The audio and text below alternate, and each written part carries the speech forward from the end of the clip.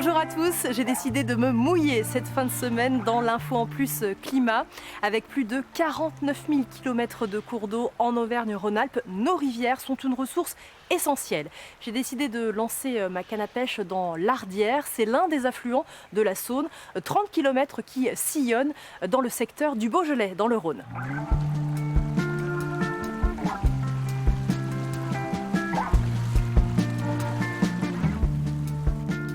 Jérémy Vaucher, vous travaillez à la Fédération de la pêche. Qu'on comprenne bien déjà quel est le rôle d'une rivière. Alors une rivière, c'est un vrai écosystème à part dans la nature. Et elle a plusieurs rôles, cette rivière. Elle a un rôle d'agrément pour ses riverains, pour les pêcheurs, pour nous pêcheurs. On vient y pratiquer un loisir. C'est tout simplement aussi très agréable de se balader au bord d'une jolie rivière. Et d'une manière plus pragmatique, une rivière qui fonctionne bien, c'est très important pour le captage, par exemple, qu'on a à Belleville pour l'eau potable, pour irriguer toute la région, pour que les gens puissent boire une eau de bonne qualité. Quel type de poisson on peut trouver dans cette rivière? Alors aujourd'hui, les pêcheurs qui viennent pêcher sur l'Ardière, ils recherchent essentiellement la truite fario. C'est l'espèce qu'on appelle repère, nous, de ce type de rivière en première catégorie, comme l'Ardière. Et donc c'est pour ça qu'aujourd'hui je suis là avec ma canne à pêche pour chercher ce poisson. Alors il n'y a pas que la truite fario, il y a quand même plein d'autres espèces de poissons qui sont endémiques de la région. Tout à fait, il y a tout un tas d'espèces d'accompagnement de la truite fario. On parle du chevenne, du verron, du goujon, de la loge franche, je pourrais vous en citer bien plus. Mais voilà, c'est vraiment cette espèce, la truite fario, qu'on vient cibler. C'est elle qui est la sentinelle de la rivière, qui est la plus sensible. C'est celle qui nous indique le plus de choses finalement, nous en tant que biologistes et en tant que pêcheurs. Quelles sont vos observations par rapport au changement du climat et les conséquences que ça peut avoir sur les poissons? Quand on voit les sécheresses à répétition, les canicules à répétition, on voit que ça a un impact sur la température de l'eau, sur le débit qui baisse au fil des jours, et évidemment ça induit un stress, notamment pour la truite fario, et donc on a des populations qui souffrent, qui rentrent en état de résistance finalement l'été, en attendant les premières pluies automnales pour essayer de survivre. Nous, en tant que pêcheurs, en tant que fédération de pêche, on suit la température de l'eau tous les jours avec des petits thermomètres qu'on a en permanence dans l'eau. Et on a quantifié sur les rivières du Beaujolais et plus généralement sur les rivières du département du Rhône qu'on est de l'ordre de 0,5 à 1 degré toutes les décennies d'augmentation. Et ça peut paraître peu finalement, mais c'est finalement pour la faune aquatique, c'est absolument énorme. Et ça va très vite surtout. Vous évoquiez aussi les débits. Alors là, on n'est pas tellement loin dans l'eau, elle n'a pas beaucoup d'eau, je trouve. Non, aujourd'hui, on est au débit minimum, ce qu'on appelle l'étiage.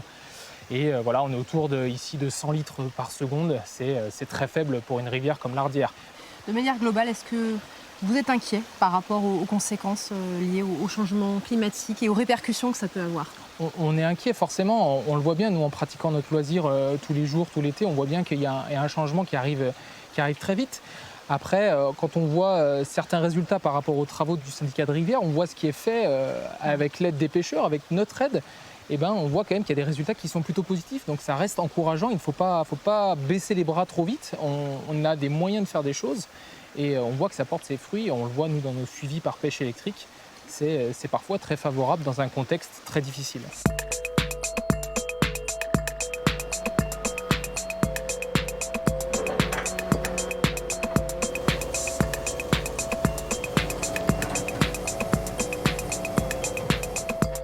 Grégoire Thévenet, expliquez-nous précisément les travaux qui ont lieu ici. Alors sur ces 600 mètres de cours d'eau, on va reprofiler la rivière, c'est-à-dire qu'on va retaluter les berges en pente douce, qui va permettre de replanter et de mettre des essences adaptées au milieu, donc du saule, de l'aulne, du frêne, du cornouiller, du noisetier, des espèces adaptées. On va diversifier les écoulements, donc créer des alternances de zones lentes, de zones rapides. Ça va créer de l'oxygénation dans la rivière, de la diversité dans la granulométrie, donc les sédiments qui sont au fond de la rivière. C'est des nouveaux habitats pour les poissons. On va implanter des souches d'arbres à certains endroits pour créer des habitats pour des caches pour la truite fario notamment. On essaye de recréer tout un écosystème, d'essayer de retrouver une rivière qui n'aurait pas été impactée par l'homme. Voilà. Qu'est-ce que vous observez sur le débit de l'Ardière?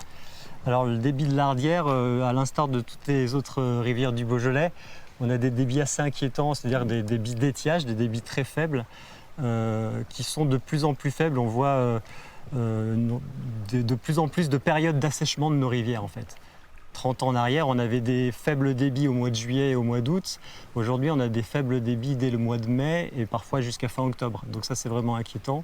Et on a même vu cet hiver des débits et des tronçons de rivières asséchés dès le mois de janvier ou de février. Donc, alors le fait de renaturer ces rivières, en fait, on les rend plus résilientes face au changement climatique.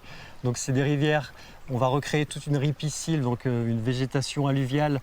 Ça va créer de l'ombrage sur la rivière. Il va y avoir un peu moins d'évaporation de cette eau. La rivière va moins se réchauffer également. Donc on essaye de rendre les rivières un peu moins vulnérables au réchauffement. Pour l'instant, on est en train de faire un peu un état de la connaissance globale de la ressource en eau sur le Beaujolais. Une grande étude sur cette ressource qui va permettre de mieux comprendre qui sont les préleveurs, le monde agricole, le monde industriel, les collectivités. Où est-ce qu'il y a des prélèvements? Ça peut être dans les rivières, mais c'est aussi beaucoup dans les nappes souterraines. Et une fois qu'on aura un peu cet état des lieux global sur la ressource en eau, eh ben, on pourra mieux comprendre comment anticiper le réchauffement et comment mieux partager la ressource demain. Voilà.